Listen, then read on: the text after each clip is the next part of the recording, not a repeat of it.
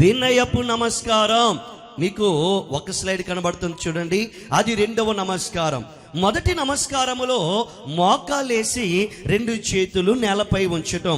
ఇప్పుడు రెండవ నమస్కారములో ఏమిటంటే ముందుకు వాలి శరీరాన్ని ఏం చేయటం, నేలపైన చాచటం. అసలు ఇది దేనికి సాదృశ్యము? చాలా జాగ్రత్తగా దేవుని యొక్క వాక్యం వైపు మీ మనసులో మళ్ళించిన ప్రియులారా, మొదటి నమస్కారము కృతజ్ఞతకైతే రెండవ నమస్కారము దేనికి? వినయం. ఏ వ్యక్తి అయినా సరే ఈ వేలో గనుక నమస్కరించాడా, ఈ వేలో గనుక ప్రాస్ట్రేషన్ చేసినాడా, దానికి అర్థం ఏమిటంటే ఆ వ్యక్తి తన ఎదుట ఉన్న వాని ఎడల ఏం చూపిస్తున్నట్లు? వినయము చూపిస్తున్నట్లు, తగ్గింపు చూపిస్తున్నట్లు. మోకాలేసి ఈ 2 చేతులు నేలపైన ఉంచితే అది కృతజ్ఞత నమస్కారం. రెండవది మోకాలేసి ఈ నడుమును ముందుకు వాల్చి ఈ నుదుటును నేలపైన పెట్టి చేతులు చాపటం అనేది వినయానికి ఏమిటి? సాదృశ్యం. ఇప్పుడు దావీదు గారు రెండవదిగా ఏం చేస్తున్నాడంట? నాతో కలిసి అందరి మాట చెప్పండి. వాడు వెళ్ళిపోయిన వెంటనే, గట్టిగా చెప్తాం, వాడు వెళ్ళిపోయిన వెంటనే దక్షిణపు దిక్కు నుండి బయటకు వచ్చి 3 మారులు సాష్టాంగ నమస్కారము చేసిన తరువాత వారు ఒకరినొకరు ముద్దు పెట్టుకొనుచు ఏడ్చుచుండిరి. ఇలాగుండగా దావీదు మరింత బిగ్గరగా ఏడ్చెను. ఎన్ని మారులు నమస్కరించారంటే దావీదు గారు? 3 మార్లు. మొదటి నమస్కారం ఏంటి? కృతజ్ఞత నమస్కారం. ఈ రోజు రెండవ నమస్కారం ఏంటి? వినయ నమస్కారం. అసలు దావీదు గారు వెళ్ళిపోయే మునుపు ఎందుకు వినయ నమస్కారం చేసినాడు? దావీదుకు దేవుడిచ్చిన గొప్ప బిరుదు ఏమిటంటే దావీదు నా హృదయానుసారుడైన కుమారుడు. దావీదును దేవుడు ఎందుకు తన బాల్యములోనే ఎన్నుకున్నాడు? దావీదులో ఏం చూసి ఒక గొర్రెల కాపరిగా ఉన్న ఒక చిన్నవాణ్ణి తన యొక్క రాజ్యానికి రాజుగా, చక్రవర్తిగా ఆయన ఎన్నుకున్నాడంటే దావీదులో ఉన్న రెండవ గుణం ఏమిటో తెలుసా? వినయం. మొదటిగా దావీదులో కృతజ్ఞత ఉంది. తన జీవితంలో చిన్న సహాయము చేసిన వారిని కూడా ఎన్నడూ మర్చిపోలేదు. ప్రార్థించిన నాతానును కూడా మర్చిపోలేదు. అన్నం పెట్టి కొండలు ఇచ్చిన బెర్జిల్లాయిని మర్చిపోలేదు. అలాగే దావీదులో ఇంకొక గొప్ప గుణం ఏమిటంటే దావీదును సింహాసనం ఎక్కించడానికి, దావీదును అధికారం ఎక్కించడానికి కన్న కొడుకు వ్యతిరేకగా మారిపోయిన రాజైన సౌలు చంపాలని తిరుగుతా ఉన్నా కొన్ని వేల మంది సైన్యము 15 సంవత్సరాలు దావీదు వెనకాల తిరిగారు చంపాలని. ఎన్ని సంవత్సరాలు? ఈ 20వ సంవత్సరము తర్వాత దావీదు గారు అరణ్యం పాలైపోయారు. మళ్ళీ దావీదు గారు అరణ్యముల నుంచి రాజుగా పట్టాభిషేకం చేయడానికి మధ్యన ఎన్ని సంవత్సరాలు? 15 సంవత్సరాలు. వృత్తాంత గ్రంథాలను కనుక మనము టైం ల్యాప్ చేయగలిగితే 15 సంవత్సరాలు కొడుకు చంపాలనుకున్నాడు, తండ్రి యొక్క సౌలు చంపాలనుకున్నాడు, అందరూ చంపాలనుకున్నారు. అయినా దేవుడు ఎందుకు ఎంతమంది చంపాలనుకున్న దావీదును రాజుగా నిలబెట్టాడంటే దావీదులో ఉన్న ఒక గొప్ప గుణం ఏమిటి? వినయం. అసలు వినయం అంటే ఏంటి ప్రియులారా? చాలా మంది వినయం అంటే ఏంటంటే వినమ్రతగా నటించడము, ఒకరి ముందు ఏంటంటే ఇలాగ దీనుడిగా నటించడము, ఒకరి ముందు భయపడతా ఉన్నట్లు నటించడము, ఒకరి ముందు ఏమీ తెలియనట్లు నటించడము వినయం అంట. అసలు వినయం అనే దానికి దావీదు ద్వారా ఇచ్చే నిర్వచనములు ఏమిటో మనం చూద్దాం. ఇప్పుడు దావీదు ఎవరి ముందు నమస్కరించాడు వినయముతో? సౌలు కుమారుడైన రాజకుమారుడైన యోనాతాను ముందు వినయముతో నమస్కరించాడు. అతనిలో ఎంత వినయం, ఎంత తగ్గింపు ఉంది అని అంటే ఒక స్లైడ్ మీకు చూపిస్తారు చూడండి ప్రియులారా. ఇప్పుడు యోనాతాను అక్కడ ఉన్నాడు. ఇప్పుడు దావీదు ఏమయ్యాడు? ఇది ఎక్కడ? ఈ సమూయేలు మొదటి గ్రంథము 20వ అధ్యాయంలో జరిగింది. అది అక్కడ ఉన్న యోనాతాను రాజబట్టలు ధరించుకుని ఉన్నాడు. అక్కడున్న యోనాతాను రాజ వస్త్రములు ధరించుకుని ఉన్నాడు. ఒక యుద్ధ వీరుడిగా ఉన్నాడు. ఇప్పుడు సాధారణమైన ఒక పీసెంట్గా, ఒక సాధారణమైన ఒక వ్యక్తిగా దావీదు గారు ఏం చేసినారంటే ఆ రాజకుమారుడైన యోనాతాను గారి ముందు రెండవ నమస్కారం చేశాడు. ఏంటా రెండవ నమస్కారము? మోకరించి ఆ శరీరాన్ని ముందుకు వాల్చి మొత్తం తలని ఏం చేసినాడు? నేలపైన పెట్టినాడు పొలములో. ఇది దేనికి సాదృశ్యము? వినయం. అసలు దావీదు గారిలో ఎంత వినయము ఉండడానికి గల కారణం ఏంటి? అసలు అతను అంత వినయముగా ఉండడానికి వ్యత్యాసం ఏమిటి? అసలు అతనిలో ఏముంది అంటే బ్రదర్ ఇంకొక స్లైడ్ చూపించండి.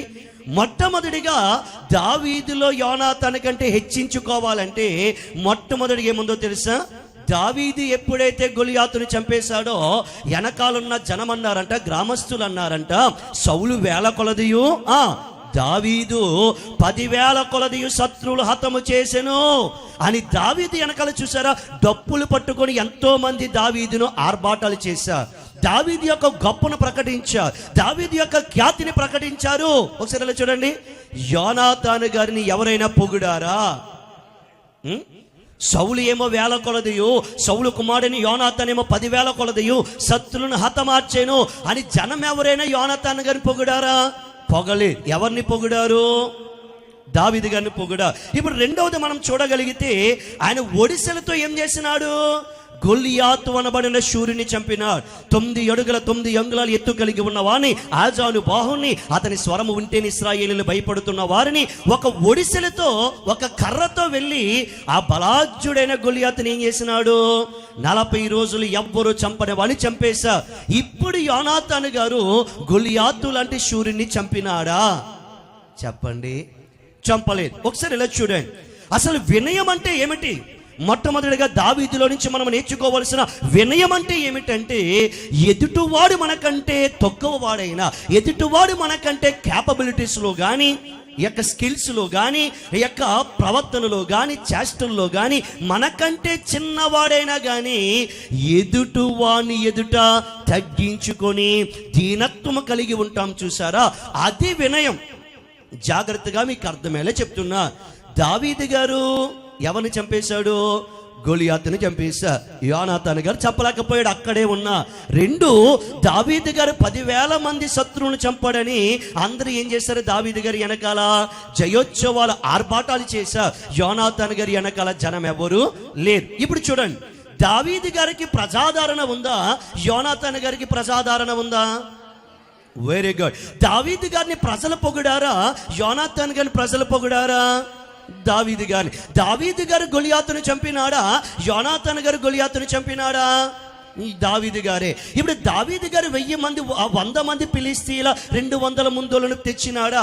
యోనాతాను గారు 200 ఫిలిస్తీన్ల ముందోలు తెచ్చినాడా? దావీదు గారే. ఎన్ని రీతిలుగా చూసుకున్నా ఎవరు సుపీరియర్? ఎవరు సుపీరియర్? యోనాతాను గారు దేవుడి చేత అభిషేకింపబడ్డాడా రాజుగా? దావీదు గారు దేవుడి చేత అభిషేకింపబడ్డాడా రాజుగా? అది కూడా మీకు చూపిస్తాను చూడండి. ఒకసారి ఏక స్లైడ్ని చూపించండి. సమూయేలు గారు బెత్లెహేము ప్రాంతానికి వెళ్ళి, ఈ యొక్క బెత్లెహేము ప్రాంతము వాడిన యెషీ అనబడిన వాని యొక్క కుమారుడు కడసారి వాడు ఎవరు? దావీదు గారు. దావీదు గారిని ఏం చేసినాడు? సమూయేలు గారు చెప్పండి, ఏం చేసినాడు? ఒక కొమ్ముని తీసుకెళ్ళి ఆ కొమ్ములను తైలముని ఏం చేసినాడు? రాజు మీద అభిషేకించినాడు. ఏంటంటే దావీదుని అభిషేకించినాడు. ఇప్పుడు ఆ పిక్చర్ని చూస్తూ నాకు కొన్ని సమాధానాలు ఒకసారి చూడండి. గొలియాతుని చంపింది దావీదా, యోనాతానా? Very good. ప్రజలందరి ఆదరణ ఉన్నది దావీదుగా, యోనాతానుగా? దావీదుకి. ప్రజలందరూ జయోత్సవాలు పలికింది దావీదుగా, యోనాతానుగా? దావీదుకి. గొలియాతుని చంపింది యోనాతానా, దావీదా? దావీదే. ఇప్పుడు సమూయేలు గారి ద్వారా కాబోయే ఇశ్రాయేలీయుల 12 గోత్రములకి చక్రవర్తిగా అభిషేకింపబడింది దావీదా, యోనాతానా? ఒకసారి చూడండి. ఇప్పుడు అన్నిటిలో ఎవరు గొప్పోడు? అన్నిటిలో ఎవరు సుపీరియర్? అన్నిటిలో ఎవరు ఘనత వహించిన వాడు? యోనాతాను కంటే అన్ని విషయంలో గొప్పవాడు, అన్ని విషయంలో నెంబర్ 1, అన్ని విషయంలో ఏంటంటే స్కిల్స్ కలిగి ఉన్నవాడు, క్యాపబిలిటీ కలిగి ఉన్నవాడు, యుద్ధ నైపుణ్యం కలిగి ఉన్నవాడు, సైన్యాధ్యక్షత కలిగి ఉన్నవాడు. ఆఖరికి సితార వాయిస్తే దెయ్యములు కూడా వదిలిపోయేంత శక్తి సంగీతము కలిగి ఉన్నవాడు ఎవరు? దావీదు. అసలు వినయం అంటే ఏమిటి? దావీదు నీకు నాకు నేర్పించే మొట్టమొదటి వినయం అంటే ఏమిటో తెలుసా? ప్రియులారా, నువ్వు ఏ స్థితిలో ఉన్నా, నువ్వు ఎంత గొప్పవాడువైనా, నీ దగ్గర ఎంత క్యాపబిలిటీస్ ఉన్నా, నీ దగ్గర ఎన్ని స్కిల్స్ ఉన్నా, నువ్వు ఎంత అంతగత్తెవైనా, ఎంత అందగాడువైనా, ఈ లోకంలో నీ దగ్గర ఎంత ధన ధాన్యములు, ఎన్ని రాసులు, ఎన్ని కోటాను కోట్లు నీ దగ్గర ఉన్నా సరే, ఒక తోటి మనిషి ముందు నిన్ను నీవు తక్కువగా చూసుకుంటావు చూడు, నేనేముంది ఆయన, నేనేముంది ఆయన గొప్ప, వాళ్ళకంటే నేను ఏంటి అని ఎన్ని ఉన్నా సరే ఎదుటి వాడి ముందు తగ్గించుకుని ఉన్న దాన్ని ఏమంటారు తెలుసా? వినయం. వినయము యొక్క అర్థం తెలుసుకోండి ప్రియులారా. ఈరోజు వినయం అంటే చాలా మంది ఏమనుకుంటారంటే నటించడం. ఏంటి, చాలా మంది నటిస్తారు. పాస్టర్ గారు ఉన్నప్పుడు కానీ, తల్లిదండ్రులు ఉన్నప్పుడు కానీ, ఏంటంటే అధికారులు ఉన్నప్పుడు కానీ వినమ్రత నటించేస్తూ ఉంటారు. ఇలాగ చేతులు కట్టేసుకోవడం, ఇలాగ చెందేయడం, అయ్యి బాబు ఇంకా మామూలు యాక్షన్ కాదు. అది వినయము కాదు. అసలు వినయం అంటే ఏంటో తెలుసా? దావీదు వలె నీ దగ్గర ఎన్ని క్యాపబిలిటీస్ ఉన్నా, దావీదు వలె నేను ఎంతమంది పొగిడినా, నీ అధికారి దగ్గరికి వచ్చినప్పుడు, నీకంటే గొప్పవాడి దగ్గరికి వెళ్ళినప్పుడు, నీ ఎదుటి సహోదరుడి దగ్గరికి వెళ్ళినప్పుడు, ఐఎమ్ నథింగ్, నేనేమీ కాదు. దేవుడు హెచ్చిస్తే నేను ఈ స్థితిలో ఉన్నా, దేవుడు హెచ్చిస్తే నాకు ఈ బ్రతుకు ఉందని చెప్పి ఎదుటి వారి ముందు దీన మనస్సు కలిగి ఉండుటే ఏమిటి చెప్పాలి? వినయం. ఈరోజు చాలా మందిలో ఏముంటుందో తెలుసా? Superiority complex. మెడికల్ టర్మ్ ఏంటంటే, సైకలాజికల్ టర్మ్ ఏంటంటే సుపీరియారిటీ కాంప్లెక్స్ అంటే ఏంటో తెలుసా? సుపీరియారిటీ కాంప్లెక్స్ అంటే ఏంటి? ఎదుటి వాడికంటే నేనే గొప్పవాడిని, ఎదుటి వాడికంటే నేనే అందగాన్ని, ఎదుటి దానికంటే నేనే అందగాన్ని, ఎదుటి వారికంటే నేనే బాగా చదువుకున్నాను, ఎదుటి వారికంటే నా కుటుంబం బాగుంది, ఎదుటి వారికంటే నా ఇల్లే బాగుంది, ఎదుటి వారికంటే నా స్థితే బాగుంది. Superiority complex. ఈరోజు వినండి, ఎప్పుడైనా ఎదుటివాణ్ణి తక్కువ చేసి నిన్ను నీవు హెచ్చించుకునే గుణము నీలో ఉన్నదా? అయితే వినో, నీ నాశనం అనేది నిన్ను వెంటాడుతూ ఏం చేస్తున్నట్లు వస్తున్నట్లు. అయ్యా, ఇందాక ఒకసారి యోనాతాను ముందు దావీదు నమస్కరించిన దాన్ని ఒకసారి వెనక్కి వెళ్ళండి. ఆ స్లైడ్ వెనక్కి తీసుకెళ్ళండి. ఒకసారి ఆ స్లైడ్ వెనక్కి తీసుకెళ్ళండి. చూడండి, అక్కడ యోనాతాను గారు ఏ ప్రజల ఆదరణ లేదు, యోనాతాను గారిని ఏ ప్రజలు పొగడలేదు, యోనాతాను గారు గొలియాతును చంపలేదు, యోనాతాను గారు ఫిలిష్తీయుల యొక్క 100 ముందోలను తేలేదు, యోనాతాను గారిని దేవుడు సమూయేలు ద్వారా ఏం చేయలేదు? అభిషేకింపలేదు. అలాంటి నిమిత్త మాత్రుడైన సౌలు కుమారుడైన రాజబిడ్డ అయిన యోనాతాను ముందు అత్యంత గనుడు. ఇందాక చూపించిన ఒక్కొక్క ఫోటో, గొలియాతును చంపినవాడు, ప్రజల ద్వారా ఆదరణ పొందినవాడు, సమూయేలు అనబడిన ప్రవక్త ద్వారా రాజుగా అభిషేకింపబడి తల ఎగరైవలసిన వాడు, తల కొమ్మును హెచ్చించుకోవలసిన వాడు ఒక సాధారణమైన రాజకుమారుడి ముందు ఏమైనాడో తెలుసా? ఏమైనాడో? తగ్గించుకున్నాడో. అది వినయం అంటే. పెద్దలు అంటారు, ఏమీ లేని వాకంట ఎగిరెగిరి పడతాది, అన్నీ ఉన్న చెట్టు అంట ఏమై ఉంటుంది? వంగి ఉంటాయి. పళ్ళు ఉన్న చెట్టు కొమ్మలు ఎప్పుడు ఏమై ఉంటాయండి? కిందకి వాలి ఉంటాయి. ఏ పళ్ళు లేని చెట్టు మాత్రం ఏం చేస్తుంది? గాలికి రెపరెపలాడుతూ ఉంటుంది. ఈరోజు ఆత్మీయుడా గుర్తుపెట్టుకో, ఈరోజు నీ జీవితాన్ని చూసి ఎదుటివాడి జీవితాన్ని తక్కువ చేసి చూస్తున్నావా? ఈరోజు నీకు డబ్బే ఉండొచ్చు, ఈరోజు నీకు బంగారమే ఉండొచ్చు, ఈరోజు నీకు ఉద్యోగమే ఉండొచ్చు, ఈరోజు నీకు పరపతే ఉండవచ్చు. ఈరోజు ఒక మంచి ఇంటిలో ఉన్న నీవు, మంచి పాన్పుల మీద పడుకుంటున్న నీవు, మంచి ఏసీ గదుల్లో ఉంటున్న నీవు, ఒక సాధారణమైన ఒక పెంకిటింటిలోనికి, ఒక సాధారణమైన ఒక పూరి గుడిసెలోనికి, ఒక సాధారణమైన ప్లాస్టింగ్ లేని ఒక ఇంటిలోనికి నువ్వు వెళ్ళినప్పుడు, ఇదా మీ ఇల్లు? ఇంకా మీ ఇల్లు ఏదో బాగుంటుంది అనుకున్నాను, ఇంకా మీ ఇల్లు ఇంకా అలా ఉంటుంది అనుకున్నాను, అంతఃపురంలో ఉంటుంది అనుకున్నాను, ఇదేనా మా ఇల్లు? చూడు ఎలా ఉంటుందో అని నీ ఇంటిని చూసుకొని ఎదుటి వారి ఇంటిని తక్కువ చేసి చూసే గుణము నీలో లేదా? ఈరోజు నీ ఉద్యోగమును చూసుకొని, ఈరోజు నీ దగ్గర ఉన్న వ్యాపారము చూసుకొని, నీ దగ్గర పనిచేసే ఉద్యోగులను, నీ కింద పనిచేసే కూలి వారిని చూసి తక్కువగా మాట్లాడలేదా? నీకంటే పై అధికారినేమో సార్ అంటావా? నీకంటే పై అధికారిని చెప్పండి సార్ అంటావా? నీకంటే కింద ఉద్యోగిగా ఉన్నవాడిని, కూలి చేసుకునేవాడిని, పని చేసుకునేవాడిని, ఒక కార్మికుని, ఒక లేబర్ని, రే వెళ్ళరా, ఆ పని చేయరా, ఇలాగెళ్ళరా. ఎక్కువ స్థితిలో ఉన్నవాడికేమో గౌరవం, తక్కువ స్థితిలో ఉన్నవాడినేమో హీనముగా చూడటం. అది క్రైస్తవ్యం అనుకుంటా ఉన్నావా?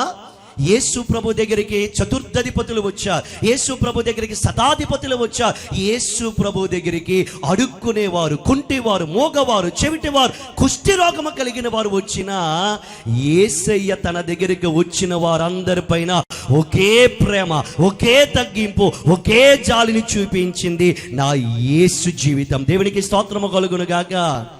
ఆయన ప్రియ బిడ్డలమైన మనలో కూడా ఉండవలసింది. గొప్పవాణ్ణి ఒకలాగా, లేనివాణ్ణి ఒకలాగా, మనకంటే ఉన్నతమైన ఒకలాగా, మనకంటే హీన స్థితిలో ఉన్నవని ఒకలాగా చూస్తే అది నీలో వినయం ఉన్నట్టు కాదు. పేతురు గారు అంటారు కదా తన యొక్క పత్రికలో, పేతురు రాసిన మొదటి పత్రిక 5వ అధ్యాయం ఎవరు తెరకండి, ఏమంటాడు? దేవుడు తగిన కాలమందు మిమ్మును హెచ్చించున్నట్లు. ఈరోజు దేవుడు నేను ఎందుకు హెచ్చించట్లేదో తెలుసా? ఎందుకు నీ జీవితాన్ని మార్చట్లేదో తెలుసా? నువ్వు ఎన్ని కన్నీళ్లు కారుస్తున్నా, ఎన్ని ప్రార్థనలు చేస్తున్నా, ఎందుకు దేవుడు నీకు హెచ్చింపున ఘనతనివ్వట్లేదంటే, దేవుడు తగిన కాలమందు నిన్ను హెచ్చించినట్లు ఆయన బలిష్టమైన రెక్కల కింద మీరు ఏ మనసు కలిగి ఉండండి? దీన మనసు. దీన మనసు అంటే ఏంటి తెలుసా? ఇది ప్రజల చేత ఆదరింపబడినా సరే, గొలియాతు లాంటి వాడిని చంపినా సరే, తర్వాత సమూయేలు ద్వారా రాజుగా అభిషేకం పొందినా సరే, యోనాతాను ముందు తన్ను తాను తగ్గించుకున్నది కదా వినయం అంటే. ఈరోజు ఆత్మీయుడా, ఒక మంచి చీర నువ్వు కట్టుకున్నావు, కొన్ని వేల రూపాయల చీర నువ్వు కట్టుకున్నావు, సరి అయిన చీర కట్టుకోలేని ఒక స్త్రీని చూసి నువ్వు తక్కువ చేసి మాట్లాడతావే. ఇదేనా మీ ఆయన ఈ చీర కొన్నాడా? మీ బతుకింతేనా? మీ స్థితి ఇంతేనా అని నీకున్న చీరలను చూసి, నీకున్న బంగారము చూసి, నీకున్న స్థితిని చూసి ఎదుటి వాడిని తక్కువ చేసి చూస్తే, ఆయన స్వరూపమందు చేయబడిన మనుషులను ఏ మానవుడు తక్కువ చేసి మాట్లాడతాడో ఆ స్థితిలోనికి మాట్లాడిన వాడిని తీసుకురావడానికి నా దేవునికి ఎంతో సమయమో. జాగ్రత్త. మోసపోకుడి దేవుడి వెక్కిరింపబడడు. మనుషుడు ఏమి విత్తునో ఆ పంట కొయ్యక తప్పదో. ఈరోజు ఎదుటి వాడిని ఎప్పుడు నీకున్న దాన్ని చూసి తక్కువ చేయొద్దు. ఈరోజు సమాజమా ఆడవారులారా, ఒక మాట మీకు చెప్తున్నా. రీసెంట్గా ఒక కార్యక్రమానికి, రీసెంట్గా ఒక అమ్మాయి, ఒక సహోదరి కొన్ని సంవత్సరముల తర్వాత ఒక 5-6 సంవత్సరాల తర్వాత గర్భవతి. దేవుని యొక్క మహాకృప వలన, సేవకుల యొక్క ప్రార్థన వలన, ఈ దైవజను యొక్క ప్రార్థన వలన, మహాదేవుని కృప వలన గర్భమును ధరించి ఒక చక్కని బిడ్డను పొందుకుంది. ఆమె చెప్పిన మాట ఏంటో తెలుసా? ఆమెను ముఖం మీద అనేవారంటే చుట్టూ ఉన్నవారు ఏమని? నీకు గర్భము లేదు, నీకు సంతానము లేదు, నువ్వు ఇలాంటి కార్యక్రమాలు ఏం చేయకూడదు, పాలు పొందకూడదు, ఇలాంటి శుభాలకు నువ్వు రాకూడదు. అమ్మా, ఒక మాట నేను అడుగుతున్నాను. ఈ లోకంలో ఒక స్త్రీ గొడ్రాలితోనంతో ఉండటం ఆ స్త్రీ చేసుకున్న తప్ప? ఆమె చేసుకున్న పాపమా? ఆమెలోనో తన భర్తలోనో ఏదో లోపం ఉండటం బట్టి, దేవుడు ఇంకా ఆలస్యం చేయడం బట్టి, దేవుడు ఇంకా వారిని కనికరించకపోవడం బట్టి, దేవుడు ఏదో ఉన్నతమైన ప్రణాళికను కలిగి ఉండడం బట్టి, గర్భఫల విషయంలో దేవుడు కొంతమంది స్త్రీల జీవితంలో ఆలస్యం చేస్తూ ఉంటే, ఈ రోజు గర్భఫలము పొందుకొని చక్కని పిల్లల్ని కన్న తల్లిదండ్రులు, ఆడోళ్ళు నీ సంతానాన్ని చూసుకొని, నీ గర్భాన్ని చూసుకొని, నీ స్థితిని చూసుకొని గర్భఫలాలు లేని వారిని తక్కువ చేసి మాట్లాడుతున్నావే. అదా వినయం? అదా దీన మనసు? అదా తోటి సహోదరి పైన ప్రేమ కలిగి ఉండటం? ఎన్నిసార్లు ఇలాంటి ఆలోచనలకు నువ్వు వెళ్ళలేదు? ఈరోజు అదే స్థితిలో నీ కూతురు ఉంటే, ఈరోజు అదే స్థితిలో నీవు ఉంటే, ఈరోజు అదే స్థితిలో నీ కోడలు ఉంటే అదే మాట నువ్వు మాట్లాడతావా? కానీ ఏ శుభసూచకములకైనా, ఎలాంటి ఫంక్షన్కైనా, ఇలాంటి గొడ్రాలితనముతో బాధపడుతున్న బిడ్డలు వస్తే వారిని అపశకునముగా చూస్తారు. ఇంకా మనం ఏం క్రైస్తవులమండి? అన్నీ ఉన్నాయి దావీదుకే, కానీ ఏమీ లేని ఒక నిమిత్త మాత్రుడైన యోనాతాను ముందు, కనీసం రాజు కూడా రాబోయే రోజుల్లో కాకపోయే యోనాతాను ముందు అన్నీ ఉన్నవాడు ఏమయ్యాడు? మోకరించాడండి. అది ప్రియులారా దేవుడి నీ యొద్ద నుండి, నా యొద్ద నుండి కోరుకునేది. ఈరోజు చదువుకొని మంచి మార్కులతో పాస్ అవుతున్న బిడ్డలారా, ఈరోజు చదువుకొని మంచి మంచి ఉద్యోగములకు వెళ్తున్న బిడ్డలారా, ఈరోజు చదువుకొని పాస్ అవ్వలేని వారిని చూసి, చదువుకొని ఉద్యోగం లేని వారిని చూసి చిన్న చూపు చూస్తున్నావా నీవు? వారి ముందు నేను ఎందుకు తగ్గాలి? వారి ముందు నేను ఎందుకు నమస్కరించాలి? వారిని నేను ఎందుకు గ్రీట్ చేయాలి? అని నీకున్న స్థితిని, నీకున్న ఉద్యోగాన్ని చూసి తల పొగరెక్కి తల తిప్పుకొని వెళ్ళిపోతా ఉన్నావే. కానీ దావీదు గారు 20వ అధ్యాయంలో ఈ యొక్క సంస్థానాన్ని 12 గోత్రాలని వదిలేసి, ఈ గిబియాను వదిలేసి అరణ్యములోనికి 15 సంవత్సరాలు వెళ్ళిపోయే మునుపు తన వినమ్రతను, తన వినయాన్ని ఏం చేసుకున్నాడో చూపించుకున్నాడు. ఇలాగే బైబిల్లో కొంతమంది ఉన్నారు. మొట్టమొదటిగా ఎవరు అంటే స్లైడ్లో మీకు చూపిస్తారు చూడండి. అక్కడ మీకు కనబడుతున్నవాడు ఎవరంటే ఎవరు? యాకోబు గారు, క్షమించండి, యేసేపు గారు. యాకోబు కుమారుడని యేసేపు గారు. యేసేపు గారు చిన్నవాడిగా ఉన్నప్పుడు ఏం కన్నాడండి? అలా ఏం కన్నాడు? ఒక కళ కన్నాడు. ఏంటా కళలు? ఏం కళలు? ఇదిగో 11 నక్షత్రాలు నాకు సాష్టాంగ పడటము, ఇదిగో 11 పనులు నా ఎదుటేంటంటే సాష్టాంగ పడడం అని చెప్పి దేవుడు చిన్న వయసులోనే ఏం చేసినాడు? అతనికి కళల భావాన్ని ఇచ్చినాడు. కళలు ఆయనకి దర్శనముగా ఇచ్చినాడు, జరగబోయేదాన్ని చూపించినాడు. తర్వాత తన అన్నలు, కింద స్లైడ్లో అన్నలు ఏం చేసినారు? పక్కన గుంటలో తోసేశారు. గుంటలో తోసేసిన ఎక్కడైనా నేను నా తండ్రి అయిన యాకోబు దగ్గర ఇలా ఉండేవాడిని, అలా ఉండేదాన్ని అని ఎక్కడైనా చెప్పుకున్నాడా? లేదు. ఆ పక్కన మనం చూడగలిగితే చెయ్యని నేరానికి ప్రెజెంట్కి వెళ్ళాడు. ఎక్కడికి వెళ్ళాడండి? చెరసాలకి వెళ్ళాడు. చెరసాలకి వెళ్ళినా సరే నేను ఇలాంటివాడిని, అలాంటివాడిని అని చెప్పుకున్నాడా? చెరసాల ఖైదీలు అందరితో ఏమయ్యాడంట? కలిసిమెలిసి ఉండి వారందరికీ సువార్త చెప్పేవాడు. ఆఖరిగా కింద ఆయన ప్రధానమంత్రి స్థానంలోకి వెళ్ళి ద్రోహము చేసిన అన్నలు వచ్చినా సరే వారి ఎదుట తగ్గించుకొని నేను రాజునని గర్వపడకుండగా వారి మీద పడి ఏం చేసినాడు? ఏడ్చాడు. యేసేపు గురించి చెప్తున్నాను వినండి. యేసేపును 11 మంది యొక్క సహోదరుల కంటే విభిన్నముగా చూశాడు తన తండ్రి అయిన యాకోబు. విచిత్రమైన నిలువుటంగిని కుట్టించాడు యాకోబు. అన్నలందరికంటే గొప్పగా చూసేవాడు. అలాంటి వాడు ఐగుప్తు దేశానికి బానిసగా వెళ్ళాడు. కాళ్ళ ఎగరేశాడా? నేను నా తండ్రి అయిన యాకోబు దగ్గర అందరికంటే గొప్పవాణ్ణి, విచిత్రమైన నిలువుటంగిని కలిగి ఉన్నవాణ్ణి, నేను కలల భావాన్ని కలిగి ఉన్నవాణ్ణి అని బానిసగా పనిచేసే దగ్గర తల ఎగరేశాడు? లేదు. అందరితో కలిసి ఒక బానిసగా ప్రయాసపడ్డా. 2 పోతీఫర్ ఇంటి మీద అధిపతిగా అయ్యాడు. అక్కడ నమ్మకంగా పనిచేశాడు. ప్రెజెంట్కి వెళ్ళాడు.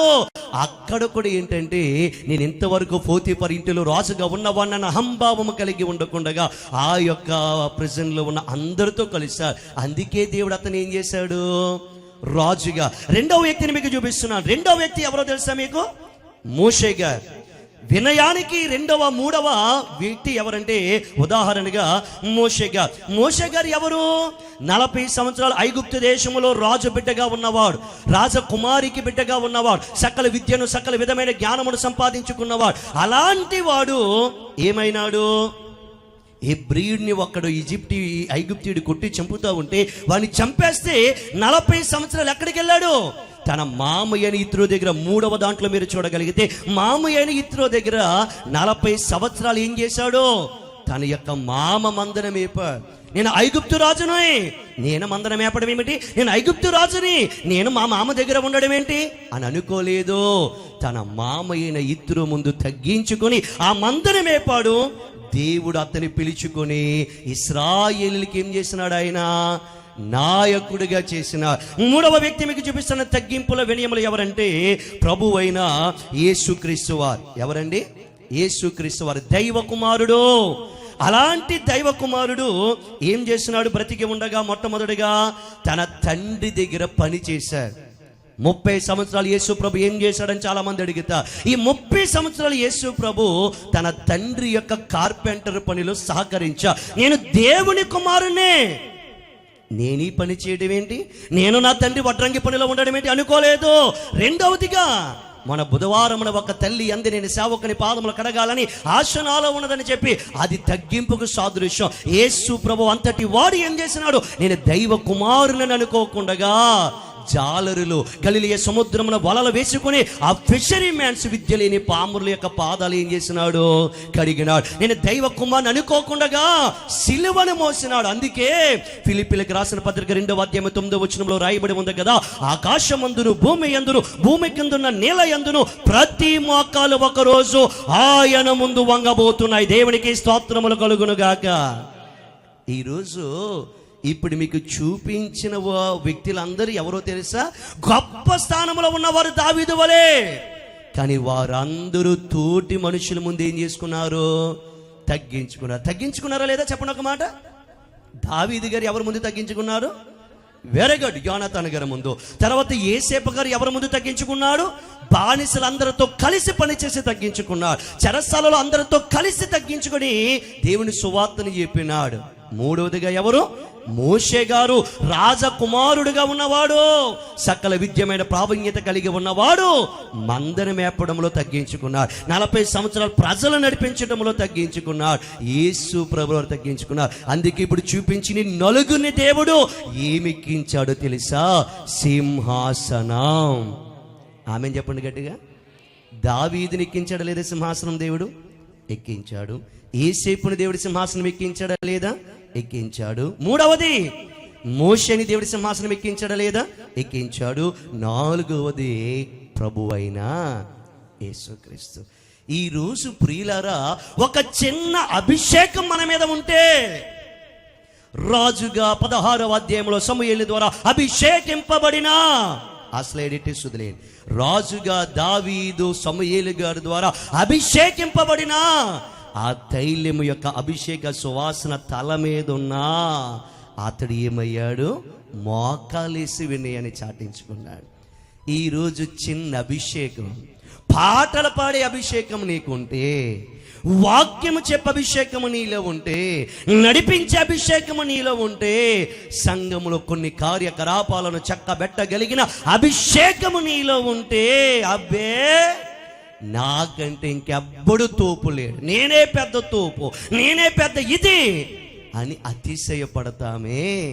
చిన్న చిన్న అభిషేకాలు, చిన్న చిన్న పాటలు పాడే వరాలు, చిన్న చిన్నగా దేవుని పరిచర్య చేసే అభిషేకాలు ఉన్న మనమే తల ఎగరేస్తే, దావీదు ఏం చేయాలి? యేసేపు ఏం చేయాలి? మోషే ఏం చేయాలి? యేసు ప్రభుల వారు ఏం చేయాలి? అందుకే యేసు ప్రభు ఒక మాట అన్నాడు. ఆ మాటను తీయండి ఒకసారి. మార్కు సువార్త 10వ అధ్యాయము 44వ వచనం. మార్కు సువార్త 10వ అధ్యాయము 44వ వచనం. ఈ స్ట్రాటజీ దావీదు గారికి తెలుసండి. ఈ స్ట్రాటజీ నీకు కూడా యేసు నామమున అవలంబింపబడును గాక. గట్టిగా ఆమేన్ చెప్పండి. మార్కు సువార్త 10వ అధ్యాయము 44వ వచనం. అయ్యా ఏమని రాయబడి ఉంది? మార్కు సువార్త 10వ అధ్యాయం 44వ వచనం. మీలో ఎవడైనను ప్రముఖుడై, నీలో ఎవడైనను గొప్పవాడైనా ప్రముఖుడై ఉండగోరిన ఎడల వాడు అందరికీ దాసుడై ఉండవలెను. అందరికీ దాసుడై ఉండవలెను. ఆమేన్ చెప్పండి. ఏంటి?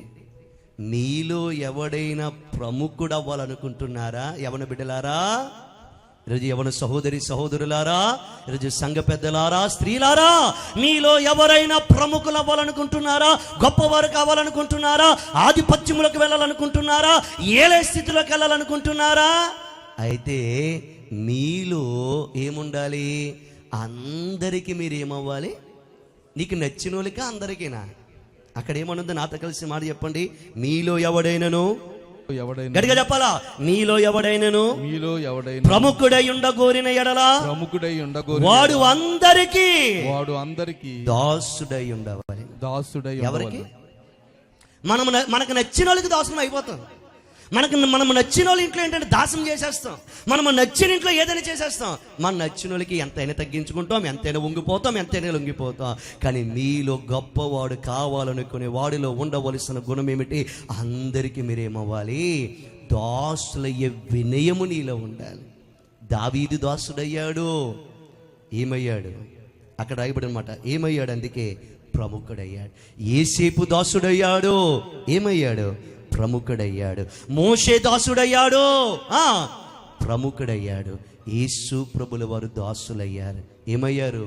ప్రముఖులయ్యారు. అడుగుతున్నా, నువ్వెంత గొప్పడువైనా, నీ దగ్గర ఎంత ఉన్నా, ఎదుటి మనిషిని తక్కువ చేసి మాట్లాడకుండా, ఎదుటి వారిని చులకన చేసి మాట్లాడకుండా, వారి ముందు దాసులయ్యే గుణము ఉన్న వాళ్ళు చేతులెత్తి ఒకసారి ఆమెన్ చెప్పండి. అలా చేతులు ఎత్తేక ఉన్నదని ఎత్తే మనకు ఆకాశం ఉంది, ఆయన ఉన్నాడు, ఆయన పాదం దగ్గర మనమున్నాం, ఎరగొట్టుబడేస్తాడు. జాగ్రత్త అయ్యా. ఎప్పుడు నా ఉద్యోగాన్ని, నా స్థితిని, నా సంతానాన్ని, నా పిల్లల్ని, నా కుటుంబాన్ని నేను చూసి ఎదుటోళ్ళని ఎవరిని నేను చులకన చేయలేదయ్యా. నా పిల్లలు జేమ్స్ ఏంటి జేమ్స్ అయితే నోట్లు వేసుకొని చప్పరించుకో, ఎదుటోడి దగ్గర ఎందుకు? నా పిల్లలు జేమ్స్, నీ ఓడు ఉన్నాడురా, నీ కూతురు ఉన్నదిరా, నీకు ఎందుకయ్యా? ఇప్పుడు నేను అడిగే మాట ఏంటంటే, ఎదుటోళ్ళ కోసం నీకెందుకు? ఇప్పుడు ఎదుటోళ్ళ కోసం నువ్వు చెప్పాలనుకుంటే, రే బిడ్డ ఇలా ఉండొద్దు, రే తమ్ముడు ఇలా ఉండొద్దు, రే చెల్లి ఇలా ఉండొద్దు చెప్పు. కానీ నీ పిల్లల్ని హెచ్చించి ఎదుటి పిల్లల్ని ఎందుకు తక్కువ చేస్తారు? ఇలాంటి వాళ్ళు లేరా? తల్లిదండ్రుల్లోనే ఉంటారు, బయట వాళ్ళు ఎవరు అక్కర్లేదు. ఇలాంటి మాట్లాడడానికి ఎవరు సరిపోతారు? తల్లిదండ్రులు. ఎప్పుడు ఒక మాట చెప్తున్నా, ఎదుటి వారిని నీకున్న దాన్ని చూసి తక్కువ చేసి మాత్రం ఏం చేయొద్దు. నీ దగ్గరున్నది వాళ్ళ దగ్గర లేదేమో, ఒకటే గుర్తుపెట్టుకో, ఓడలు బల్లుడు ఓడలు అవ్వడానికి పెద్ద సమయం పడుతుందా? చెప్పాలండి, పడుతుందా? పట్టదు. కొన్ని వందల అంతస్తులు కట్టుకొని పైనే ఒక రాజకోటను ఏంటి అమెరికా యొక్క వైట్ హౌస్ను చూసి మురిసిపోయి కొన్ని వందల అంతస్తుల మీద ఏంటంటే అలాంటి భవనాన్ని కట్టించుకొని, స్విమ్మింగ్ పూల్ కట్టించుకొని, కొన్ని ఒక 3-4 హెలికాప్టర్ ల్యాండ్ అయ్యే అంత ల్యాండ్ ప్యాడ్ని పెట్టుకున్న కింగ్ ఫిషర్ అధిపతి ఎవరు? విజయ్ మాల్యా గారు ఏమైపోయారు? ఇంకా మన యొక్క దేశంలో ఉన్న కొంతమంది గొప్ప వాళ్ళు ఏమైపోయారు? ఈరోజు ఎప్పుడు చెప్తున్నాను వినండి, ఈ రోజు ఉన్నది మనకు ఉంటుందంటే ఉండదు. కాబట్టి ఎప్పుడు ఏ రీతిగా ఏం జరుగుతుందో ఎవరికీ తెలియదు. కాబట్టి ఎప్పుడు ఎవరిని ఏం చేయొద్దు, నీకున్న దాన్ని చూసి ఎదుటి చులకన చేయొద్దు. అది ఎవరు నేర్పుతున్నారు వినయములో? గట్టిగా చెప్పాలి, దావీదుగా. రెండవది వినయం అంటే ఏంటి? వినయం అంటే ఏంటో తెలుసా? అవకాశాన్ని స్వార్థానికి వాడుకోకపోవటం. ఏంటి? అవకాశాన్ని స్వార్థానికి. మొదటగా వినయం అంటే ఏంటి? మనకున్న దాన్ని చూసి ఎదుటివాన్ని తక్కువ చేయకుండా వారి ముందు తగ్గించుకొని ఉండటమే వినయం. రెండవది వినయం ఏంటంటే, నీకెన్ని అవకాశాలు వచ్చినా ఎదుటివాన్ని స్వార్థానికి ఉపయోగించుకోకపోవడం వినయం అంట. ఒకసారి మళ్ళీ మాట చదువుతారు వినండి. సమూయేలు మొదటి గ్రంథం. ఈరోజు బైబిల్లో మీకు తెలియని ఇంకొక 2 వ్యక్తిని మీకు చూపిస్తా. సమూయేలు మొదటి గ్రంథము మొట్టమొదటిగా 20వ అధ్యాయము 40వ వచనం. అయ్యా చదవండి, ఏమని రాయబడి ఉంది? సమూయేలు మొదటి గ్రంథము 20వ అధ్యాయము 40వ వచనం. ఎస్. యోనాతాను తన ఆయుధములను వాని చేతికిచ్చి వీటిని పట్టణమునకు తీసుకుని పొమ్మని చెప్పి. ఎక్కడికి?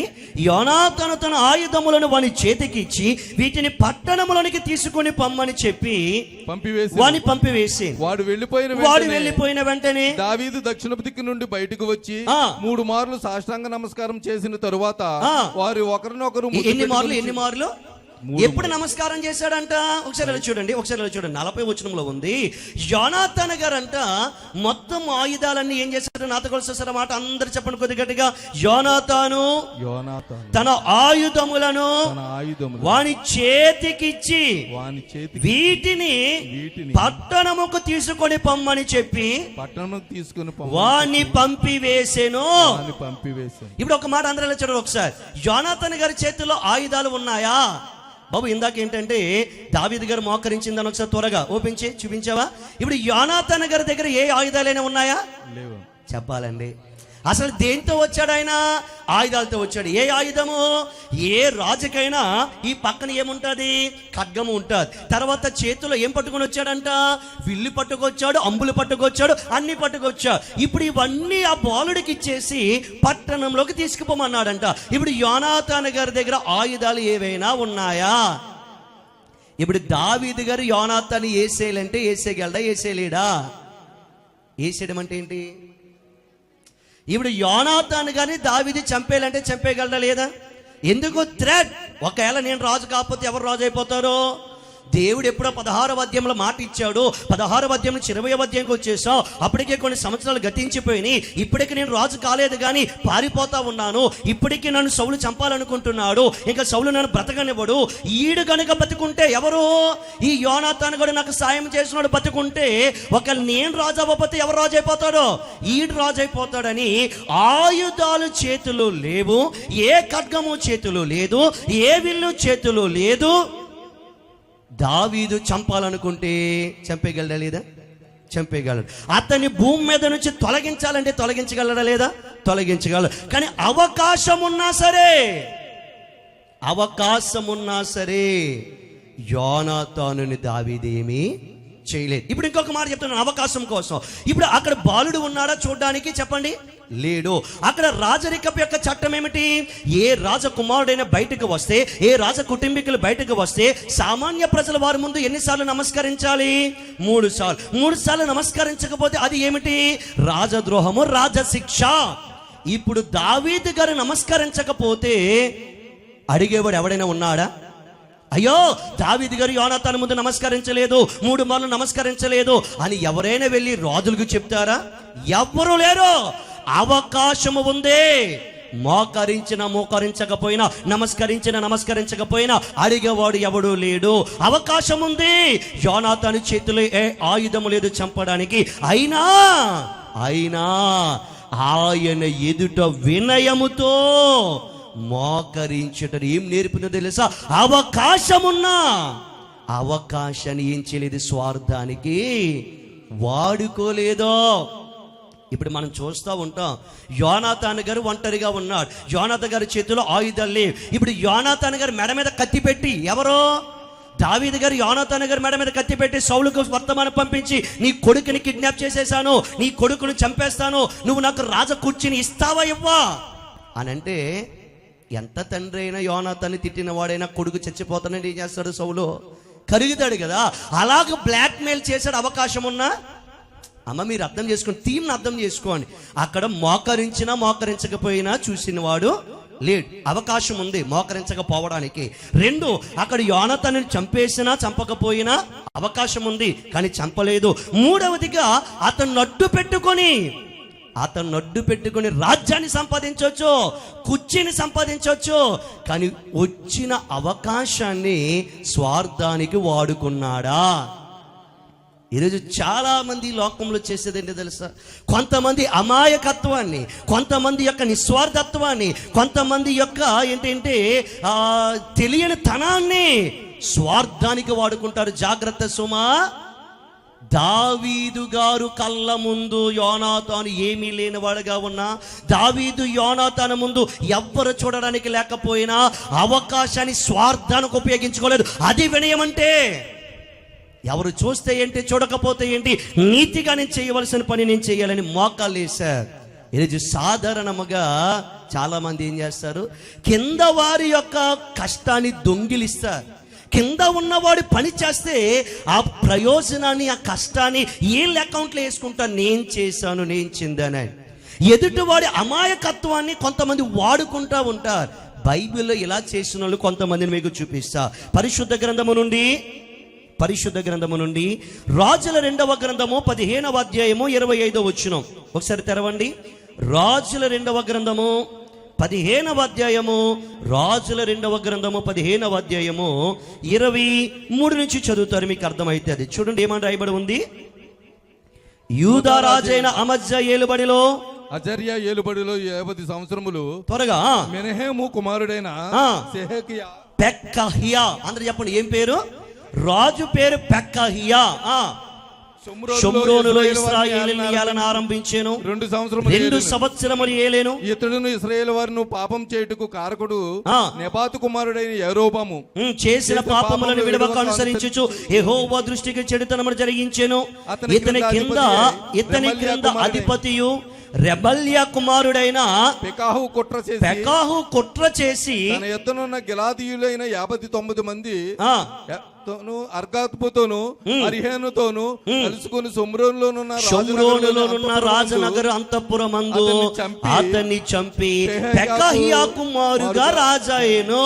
వినండి, ఈ 2 పదాలు గుర్తుపెట్టుకోండి. బైబిల్ ఎంతవరకు మీరు వినని చెప్తున్నా.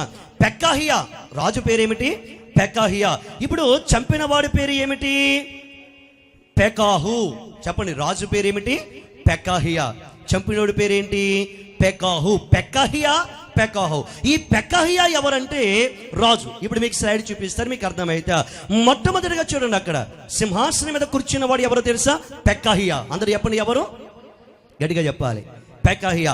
ఆ పక్కన ఉన్న రాయల్ ఆఫీసర్ అనగా సైన్యాధ్యక్షుడు ఎవరంటే పెకాహు. ఈ పెకహియా ఏం చేస్తున్నాడంటే నమ్మకమైన వాడుగా ఉంటాడు, నా యుద్ధ సమాచారాలన్నీ చూసుకుంటాడు, నా జీవితంలో ఒక మంచి తోడుగా ఉంటాడని ఈ పెకాహును నమ్మకమైన సైన్యాధ్యక్షుడిగా పెట్టుకున్నాడు. ఎవరు? పెకహియా అనబడిన రాజు. ఎందుకంటే కొత్తగా రాజు అయ్యాడు, అతడికి ఏ అనుభవము లేదు, అతనికి ఏ ఎక్స్పీరియన్స్ లేదు.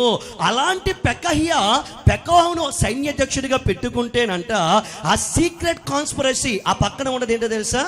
ఈ పెకహు అనుకున్నాడంట, ఈడు రాజుగా ఉండడం ఏంటి, వీడికి ఏం తెలియదు, ఈడు ఒక బచ్చగాడు, వీడికి ఏ ఎక్స్పీరియన్స్ లేదు, ఈయన్ని చంపేసి నేనేమైపోదాం, రాజునైపోదాం. ఏంటి? పెకహియా అనబడిన రాజు ఈ పెకాహును నమ్మి తన పక్కన పెట్టుకున్నాడు. ఎందుకు? నాకు అనుభవం లేదు, ఈ పెకాహుకి అనుభవం ఉంది, యుద్ధములో అనుభవం ఉంది, రాజరికములో ఎక్స్పీరియన్స్ ఉందని చెప్పి ఈ పెకాహును తెచ్చి రాయల్ ఆఫీసర్గా పక్కన పెట్టుకుంటే అవకాశాన్ని స్వార్థం ఉపయోగించుకున్నాడు. ఎవరో పక్కన పెట్టుకున్న ఈ పెకాహు ఏం చేసినాడంటే, రాజు నన్ను గుడ్డిగా నమ్ముతున్నాడు కదా, రాజు నాకు అన్నిటి మీద అధికారం ఇచ్చాడు కదా, రాజు కోట మీద కూడా నాకు అధికారం ఉంది కదా అని చెప్పి 50 మంది గిలాదీలతో ఏం చేసినాడు?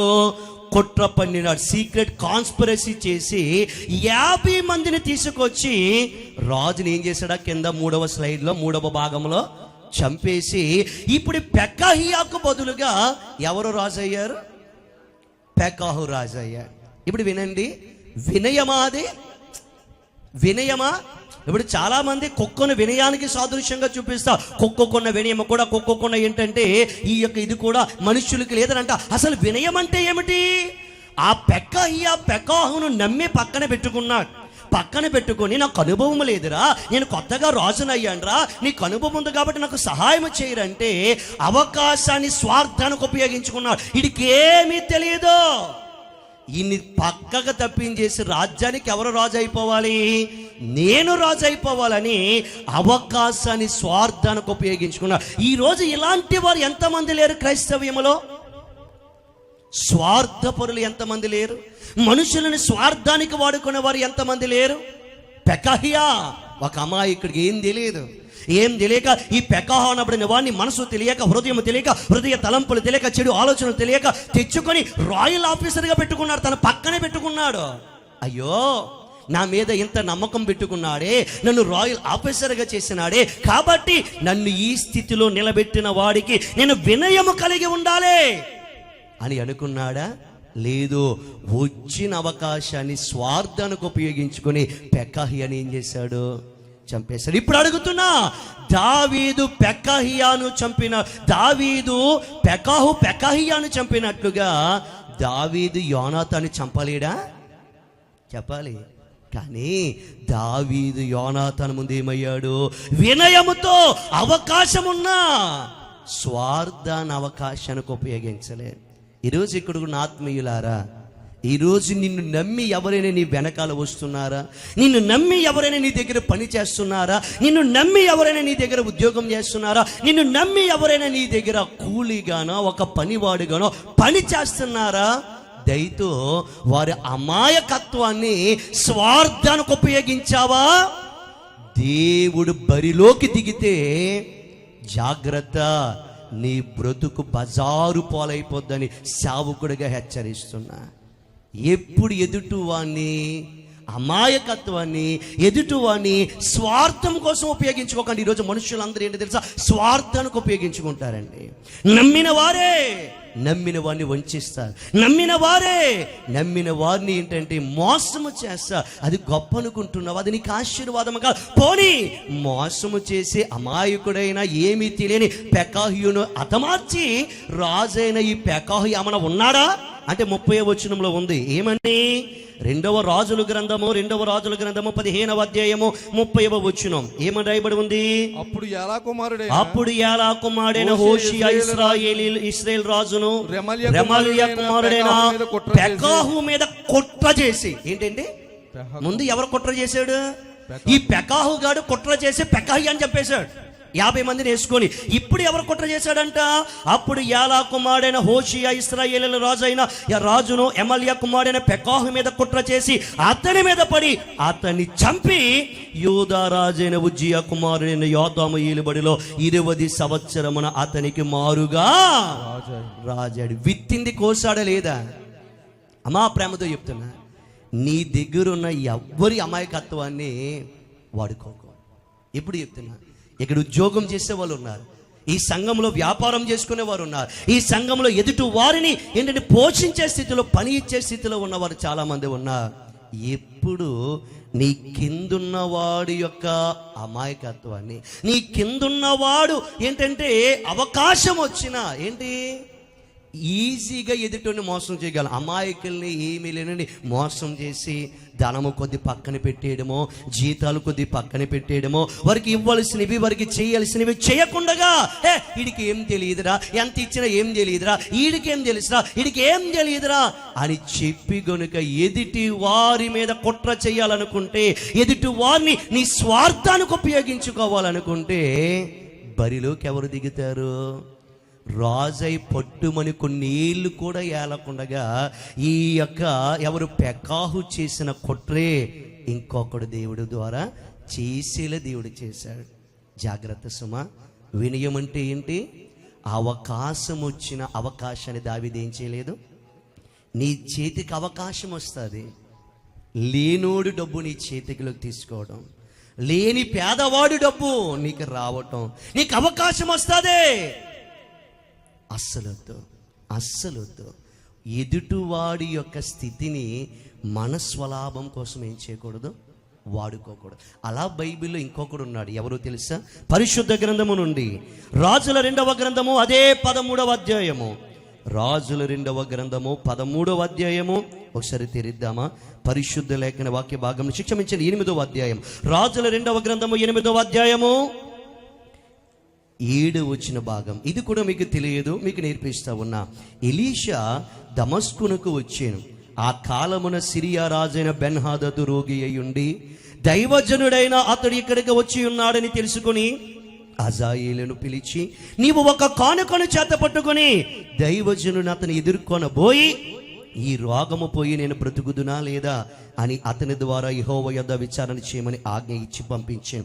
కాబట్టి హజాయేలు దమస్కులోనున్న మంచి వస్తువులన్నిటిలో 40 ఒంటెల మోతంతా కానుకగా తీసుకుని అతని ఎదుర్కొనబోయి అతని ముందర నిలిచి, నీ కుమారుడు సిరియా రాజైన బెన్హాదదు నాకు కలిగిన రోగము పోయి నేను బాగుపడదునా లేదా అని నిన్ను అడుగుచున్నాడని నేను పంపినని చెప్పాను. అప్పుడు ఎలీషా, నీవు అతని యొద్దకు పోయి నిశ్చయముగా నీకు స్వస్థత కలగవచ్చునని చెప్పము, అయినప్పటికీ అతనికి అవశ్యముగా మరణము సంభవించినని యెహోవా నాకు తెలియజేసినని పలికి హజాయేలు ముఖము చిన్నబోవనంత వరకు ఆ దైవజనుడు అతని తేరి చూచుచు కన్నీళ్లు రాచాను. హజాయేలు, నా ఏలిన వాడవైన నీవు కన్నీళ్లు రాల్చదవని ఏమని అతని అడుగగా ఎలీషా ఇలాగో ప్రత్యుత్తరం ఇచ్చి, ఇశ్రాయేలీయుల గట్టి స్థలములను నీవు కాల్చివేయుదువు, వారి యవనస్తులను కత్తి చేత హతము చేయుదువు, వారి పిల్లలను నేలకు వేసి కొట్టి చంపుదువు, వారి గర్భిణీలను కడుపులను చింపివేయుదువు గనుక నీవు వారికి చేయబోవు కీడును నేను ఎరిగి ఉండడు చేత కన్నీళ్లు రాల్చుచున్నాను. అందుకు హజాయేలు, కుక్క వంటి వాడనగు నీ దాసుడు నేను ఇంత కార్యము చేయుటకు ఎంతటి వాడనవని అతనితో అనగా, ఎలీషా, నీవు సిరియా మీద రాజు వగుదువని యెహోవా నాకు బయలుపరిచి ఉన్నాడు. నేను అతడు ఎలీషాని విడిచి వెళ్ళి తన యజమానుని యొద్దకు రాగా అతడు ఎలీషా నీతో చెప్పినదేమని అడుగగా అతడు, నిజముగా నీవు బాగుపడేదవని అతడు చెప్పినను. అయితే మరునాడు హజాయేలు ముదుగు పట్ట తీసుకొని నీటిలో ముంచి రాజు సముఖము మీద పరచగా అతడు చచ్చెను. అప్పుడు హజాయేలు అతనికి మారుగా ఏమాయెను? రాజాయను. ఇప్పుడు చూడండి, మీకు అర్థమయ్యే ఒక చిన్న కథలా మీకు చెప్తున్నాను. ఒకసారి ఆ స్లైడ్ చూపించాను. మొట్టమొదటిగా ఉన్నవాడు ఎవరంటే ఆ మరణ పడక మీద ఉన్నవాడు బెన్హాదదు అని చెప్పండి. ఏం పేరు? బెన్హాదదు. ఆ పక్కన నిలబడిన వాడు ఎవరంటే హజాయేల్. అందరు చెప్పండి, ఎవరు? బెన్హాదు, హజాయేల్. ఇప్పుడు సిరియా రాజైన బెన్హాదు ఏమయ్యాడంటే మరణ రోగి అయి మంచమును పట్టేశాడు. ఎంతమంది వైద్యులు వచ్చినా, ఎంతమంది బాగు చేసినా బాగుపడట్లే.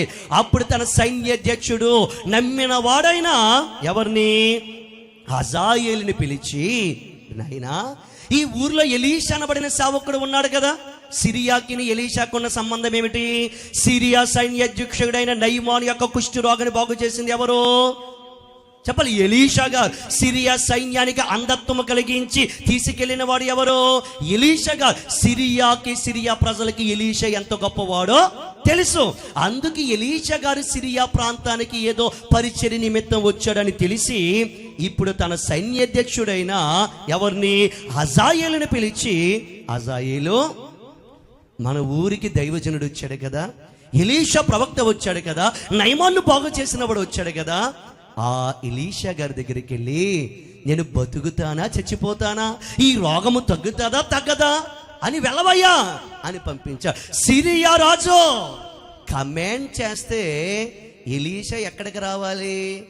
దైవజనుని అధికారం ఏంటో మీకు చూపిస్తున్నాను ప్రియులారా. ఈరోజు చాలా మందికి దైవజనుడు అంటే వెర్రితనం, దైవజనుడు అంటే చేతకాని వాడు, దైవజనుడు అంటే మన కాళ్ళ కింద చెప్పులాగా ఉండేవాడు, మనం చెప్పింది చెయ్యడా, మనం రమ్మంటే రాడా, మనం వెళ్ళమంటే ఎలడా అనుకునేవారు. విను, సిరియా రాజైన బెన్హదదు తన దేశానికి వచ్చిన రాజు దగ్గరికి తన సైన్యాధ్యక్షుని పంపాడు గాని ఎల్లి అని నా కాళ్ళ దగ్గరికి రమ్మని అనలే. ఇప్పుడు ఏం చేసినాడు మనోడు? హజాయేలు అన్నాడు, రాజైన బెన్హదదు అన్నాడు, దైవజనుడి దగ్గరికి ఒట్టి చేతులతో వెళ్ళొద్దు. ఇక్కడ ఉన్న హజాయేలు దైవజనుడి దగ్గరికి ఒట్టి చేతులతో వెళ్ళొద్దు, 40 ఒంటెలు మొయ్యగలిగినంత స్థితిని పట్టుకెళ్ళు, కానుకను పట్టుకెళ్ళన్నా. 40 ఒంటెలు మోయగలిగినంత కానుకంటే చెప్తున్నాను వినండి. ఆనాడు ఒక చిన్న సమాచారం, నేను బతుకుతానా చచ్చిపోతానా, ఈ రోగము తగ్గుతాదా తగ్గదా అని జస్ట్ విచారణ చేయడానికి 40 ఒంటెలు మొయ్యగలిగిన కానుక పంపించారంట. ఎవరు? హలో ఎవరు? బెన్హదదు అనబడిన సిరియా రాజు. ఇప్పుడు ఒక్క ఒంటె ఎంత బరువు మొయ్యగలదు అని అంటే ఒక్కసారి మీరు గూగుల్లోకి వెళ్ళి హెల్దీగా ఉన్న ఒక ఒంటె, హెల్దీగా ఉన్న ఒక క్యామెల్ 10 మైళ్ళు ఎంత బరువుని ఈజీగా మోసుకెళ్ళగలదు అంటే గూగుల్ కానీ, చాట్‌జిపిటి కానీ, జెమినీ కానీ ఏదైనా కానీ ఇచ్చే సమాచారం ఏమిటంటే 230 నుంచి 300 కేజీలు మోస్తుందంట. ఏంటి?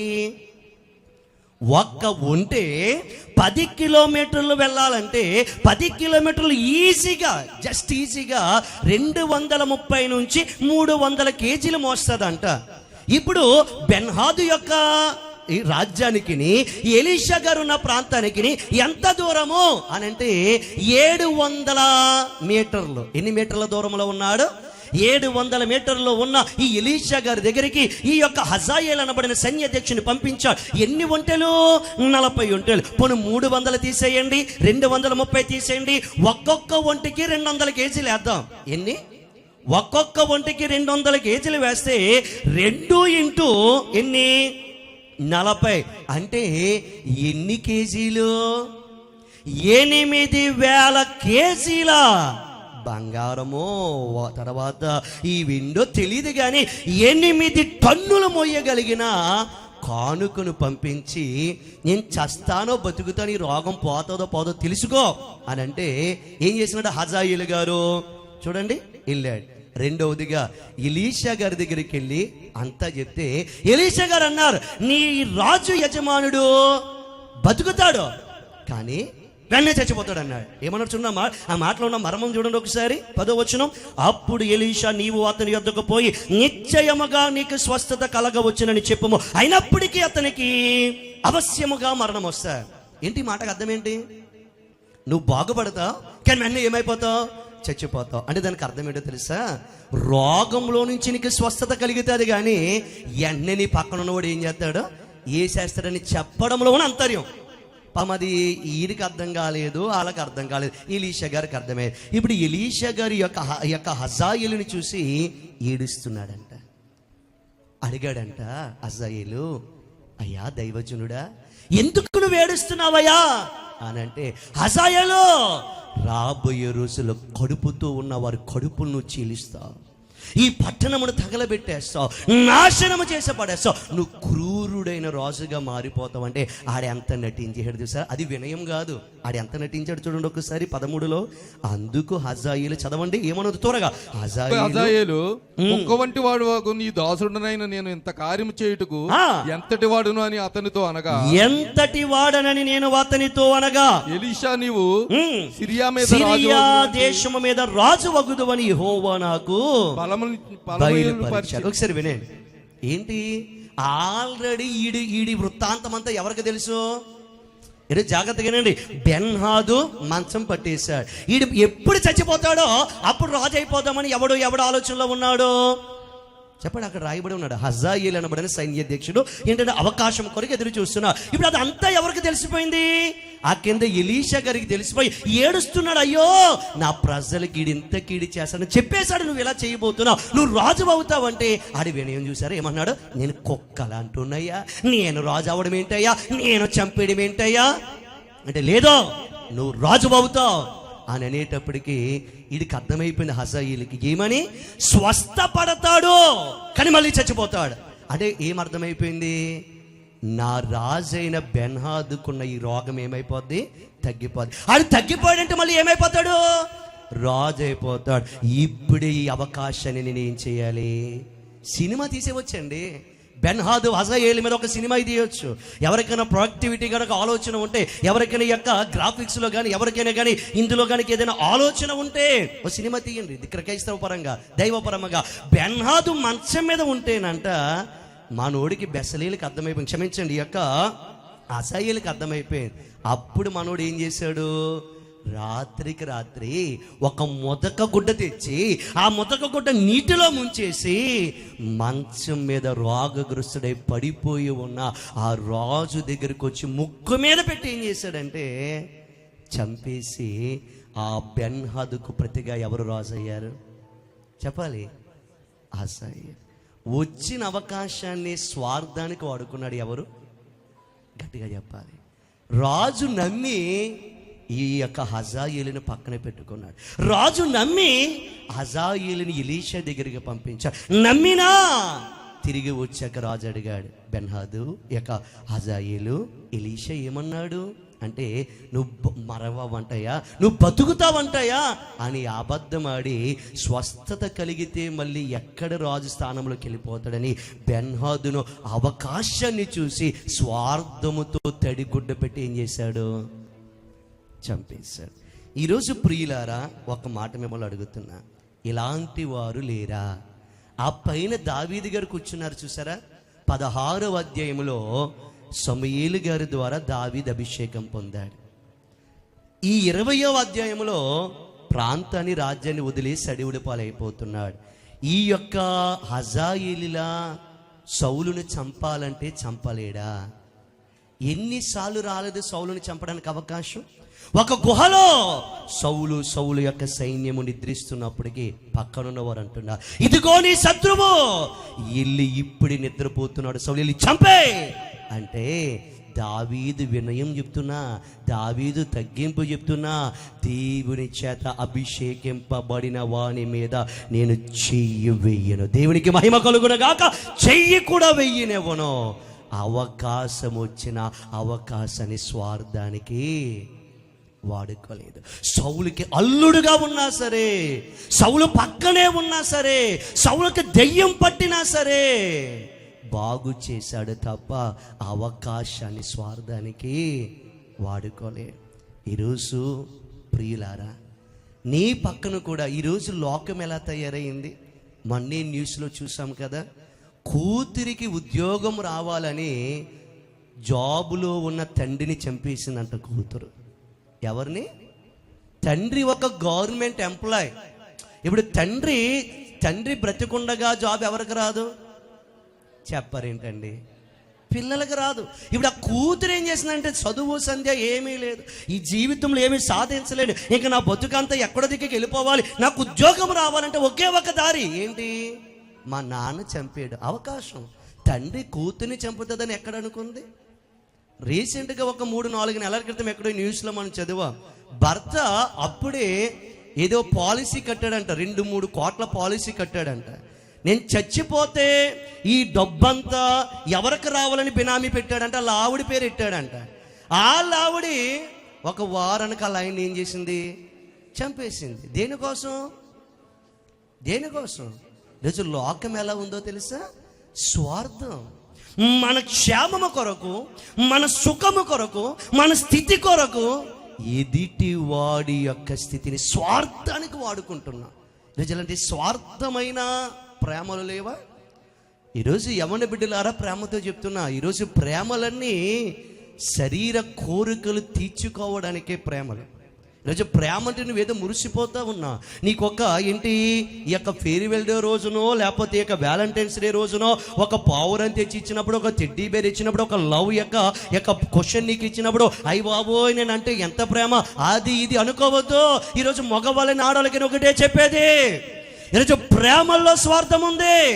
నీ అమాయకత్వాన్ని వాడుకొని, నీ శరీరాన్ని వాడుకొని, నీ శరీరాన్ని ఉపయోగించుకొని చంపేసే సమాజంలో బ్రతుకుతా ఉన్నా. ప్రేమించిన వాడిని పక్కనే పెట్టుకొని డబ్బు కోసం వేరే ఒక్కరిని పెళ్లి చేసుకుని కట్టుకున్న భర్తను చంపేసి ప్రేమించిన వాడితో వెళ్ళిపోయే లోకంలో మనము బ్రతుకుతా ఉన్నాం. రీసెంట్గా చూడలేదా, ఒక గొప్ప యూట్యూబ్ ఇన్ఫ్లుయెన్సర్ యొక్క భార్య కండక్టర్తో ఏం చేసింది, వెళ్ళిపోయింది. తెలుసా తెలియదా? ఎంత ఘోరం అది. డబ్బు కోసమో స్థితి కోసమో పెళ్లి చేసుకొని అవన్నీ సంపాదించగా ప్రేమించినోడితో ఈరోజు ప్రేమల్లో స్వార్థం, ఈరోజు స్నేహాల్లో స్వార్థం, ఈరోజు బంధుత్వాల్లో స్వార్థం, ఈరోజు అన్నాదమ్ముల మధ్యన స్వార్థం, ఈరోజు అక్క చెల్లెళ్ళు అన్నాదమ్ముల మధ్యన స్వార్థం. కానీ ఏ స్వార్థము లేని ప్రేమ ఈ లోకంలో ఒకే ఒకటి, అదే నేను ప్రకటిస్తున్నా, క్రీస్తు యేసు ప్రేమ. దేవునికి మహిమ కలుగును గాక. పెకాహు అనబడిన వాడు రాజ్యాధికారము కోసం పెకారియాను చంపి పడేశాడు. ఆనాడు హజాయేల్ అనబడిన వాడు నమ్మి తన పక్కన పెట్టుకుని ఉన్న బెన్హాదును చంపి పడేసి తన సింహాసనాన్ని తీసుకున్నాడు. ఈరోజు జాగ్రత్త, నీకు ఏ అవకాశం వచ్చినా స్వార్థానికి అవకాశాన్ని తీసుకోకు. అది తప్పని తెలిస్తే అది ఏ అవకాశమని నీకొద్దు చెప్తున్నాడు. అది నీకు ఉద్యోగమైనా, అది నీకు వ్యాపారమైన, అది ఏదైనా, ఇది స్వార్థము, ఇది ఒకడు కడుపు కొట్టడము, ఇది ఒక కుటుంబాన్ని ఏడిపించడము, ఇది మంచిది కాదు అని తెలిసిందా, అందులో ఇన్వాల్వ్ అవ్వకు. దేవుని యొక్క వాక్యం సెలవిస్తుంది, కోట్ల రూపాయలు ఉన్నవాడి కంటే నీతిగా సంపాదించిన కొద్ది ధనము ఉండుట ఆశీర్వాదకరము. దేవునికి మహిమ కలుగునుగాక. అది పిల్లలకి నేర్పండి. దావీదుకి అవకాశం వచ్చినా ఉండిపోయాడు. అలాగండి, దేవుని హెచ్చింపు కొరకు ఉండిపోయాడంటే. ఆ ఫోటోలో మీరు చూసారు కదా, ఆ పైన దేవుడు హెచ్చించే వరకు 15 సంవత్సరాల అరణ్యంలో ఉండిపోయాడు. అంతే తప్ప ఎన్ని అవకాశాలు వచ్చినా దాన్ని దీనికి వాడుకోలేదు, స్వార్థం. ఈరోజు నీ ముందుకు కూడా వస్తాయి క్రైస్తవుడిగా, ఇది చేయి, ఈ గ్యాంబ్లింగ్ చేయి, ఈ తప్పుడు త్రోవలో వెళ్ళు, ఈ యొక్క బెట్టింగ్లోకి వెళ్ళు, ఇలా చేయి అలా చేయి, అన్యాయంగా నీకు డబ్బు వస్తుందని వద్దు. దేవుడు తగిన కాలమున మనల్ని ఏం చేస్తాడు, హెచ్చిస్తాడు. ఈరోజు ప్రియులారా, బెన్హదదు ఎలాగైతే హజాయేలును నమ్మాడో నిన్ను కూడా కొంతమంది నమ్ముతున్నారమ్మా. నీ భార్య నిన్ను నమ్ముతుంది, స్వార్థానికి నీ భార్యను వాడుకోకు. నీ భర్త నిన్ను నమ్ముతున్నాడో, స్వార్థానికి నీ భర్తను వాడుకో. ఒక భర్త ఉన్నాడు అంతే అని అనుకోకు, భార్య ఉంది అంతే అనుకోకు. వివేహేతర సంబంధాలను పెట్టుకుని లోకంలో స్వార్థమైన సంబంధాలు పెట్టుకుంటే ఎవ్వరు చూడకపోయినా దావీదు నమ్మిన సిద్ధాంతం ఏంటో తెలుసా, ఆయన చూస్తున్నాడు. ఇప్పుడు స్వార్థంగా సంపాదించిన రాజ్యాలు వారి దగ్గర నిలబడ్డాయా? నిలబడలేదు. కానీ దావీదు సింహాసనము ఈ 2026లో కూడా స్థిరముగా నిలిచింది. దావీదు సింహాసనము తరతరములకు నిలబడడానికి గల కారణం ఏమిటంటే, ఎన్ని స్వార్థ అవకాశాలు వచ్చినా, ఎన్ని పాపిష్టి అవకాశాలు వచ్చినా, ఎన్ని పాప సంబంధమైన అవకాశాలు వచ్చినా అవకాశాలకి ఏమవ్వలేదు, లోనైపోలేదు. నీ మనసు అంటే అది. ఈరోజు ప్రియులారు ఒకసారి చూడండి, నీ మనసు అంటే ఏం పర్లేదురా, ఈ తప్పుడు దాంట్లోకి వెళ్ళిపో, ఏం పర్వాలేదురా, వాళ్ళకేం తెలియదు, మోసం చేసే ఏం పర్వాలేదురా, వాళ్ళకేం తెలియదు, నువ్వు ఏంటంటే వారిని మోసం చేసే అని మనసు అంట. ఒకటి చెప్తున్నా, మోసముతో సంపాదించిన డబ్బు ఒకరిని బాధ పెట్టి తినే తిండి రెండు శరీరానికి కుటుంబానికి మంచిది కాదు. నీతిగా సంపాదించిన 10 రూపాయలైనా సరే తరతరాలకు నా దేవుడు నిలబెడతాడు, తరతరాలకు ఆశీర్వదిస్తాడు. వినయం అంటే ఏంటో తెలుసా? అవకాశం వచ్చినా దాన్ని స్వార్థానికి వాడుకోకు. సాధారణంగా కొంతమంది కొట్టోళ్ళు చిన్నపిల్లల అమాయకత్వాన్ని స్వార్థానికి వాడేసుకుంటారు. అవునా కాదా? ఇప్పుడు కొట్టు దగ్గరికి చిన్నపిల్లల్ని సరుకులకి పంపావనుకో, అది ఇది ఇది ఇది వాళ్ళకి ఏం తెలియదు కదా, వాళ్ళని ఈజీగా ఏం చేస్తారు? సావుకారు చెప్పరేంటంటే మోసం చేయరా? ఈరోజు మనుషుల్లో కూడా అలాగున్నారు. నిన్ను నమ్మి ఎవరైనా నీ దగ్గరికి వస్తే చేతనైతే వారికి మేలిచ్చే, లేకపోతే నా వల్ల కాదని చెప్పు తప్ప వారి ధనాన్ని వారి కష్టాన్ని దేనికి వాడొద్దు? స్వార్థానికి. ఈరోజు కొత్తగా ఎవరి గురించి మనం నేర్చుకున్నాం? పెకాహు. రెండోదిగా ఎవరి గురించి నేర్చుకున్నాం? హజాయేలు. ఇవి ఇప్పుడే విన్నారా మీరు? ఈ పెకాహు హజాయేలు గురించి విన్నారా? పెకాహు హజాయేలు అంటే వాళ్ళు ఎంతమంది ఉన్నారు ఇక్కడ? చేతులు ఎత్తండి. అందరూ అలాంటి బాణియే. ఏ బాణి? నమ్మినోనే మనం మోసం చేస్తాం, నమ్మినోనే స్వార్థంలో పెడతాం, నమ్మినోనే. ఒక మాట చెప్తానేనండి, మనం బకరా చేయాలనుకుంటే ఎవరిని బకరా చేస్తాం చెప్పండి? ఎవరు బకరా అవుతాడు మన దగ్గర? మనం నమ్మినోడే బకరా అవుతాడు. నమ్మనోడు బకరా అవడానికి అన్నీ తెలుసు. కానీ ఎవరైనా మనం నమ్మి వస్తే వారి నమ్మకత్వాన్ని మన స్వార్థమునకు ఉపయోగించుకొనుకుందాముగాక. ఈరోజు మన ఇంటిలో చూస్తే ఒకటే ధైర్యంగా చెప్పుకోవాలి, ఏది నేను స్వార్థంగా సంపాదించింది ఏది లేదు. ఇది నా కష్టం, ఇది నా కష్టం, ఇది నా ప్రయాస. అది ఎన్ని తరాలైనా ఏమైతుంది? నిలబడతా. ఒక్కడి చేతకానితనాన్ని చెప్పండి, ఒకడి చేతకానితనాన్ని నీ స్వార్థానికి ఏం చేయొద్దు? వాడుకోవద్దు. వాడుకున్నామా లేదా? చాలా వాడుకున్నాం. ఎదుటివారి అమాయకత్వాన్ని మనం వాడుకున్నాం, ఎదుటివారి చేతగాని తత్వాన్ని మనం వాడుకున్నాం. ఇక్కడ నుంచి మనం అలా ఉండకుందుముగాక. ఎన్ని నమస్కారాలు అయ్యాయి? మొదటి నమస్కారం కృతజ్ఞత నమస్కారం. రెండవ నమస్కారం వినయ నమస్కారం. వినయ నమస్కారం అంటే ఏంటి?